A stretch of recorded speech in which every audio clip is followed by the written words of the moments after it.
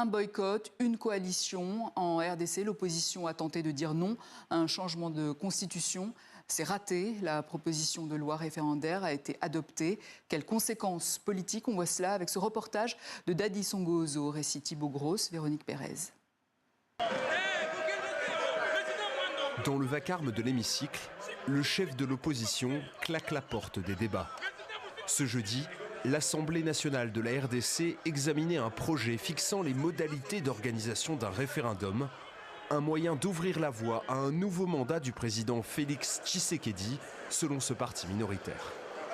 Le groupe parlementaire Ensemble considère la démarche en cours comme un complot ourdi contre la constitution de la RDC. L'objectif final de cette démarche est de changer le nombre et la durée des mandats du président de la République, ainsi que de réduire les compétences constitutionnelles des provinces afin de consacrer la dictature. Le projet est finalement adopté sans surprise et la majorité se défend de vouloir contourner la Constitution. L'objet de ce texte aujourd'hui, c'est de doter la République d'un texte qui permettrait à notre population souveraine primaire de s'exprimer sur des questions importantes de la vie nationale. Si l'opposition ne veut pas que le peuple s'exprime, elle est libre de sortir. Élu en 2018 puis en 2023, Félix Tshisekedi est aujourd'hui inéligible à un troisième mandat. Mais ces derniers mois, il ne cache pas sa volonté de rester en place, si possible.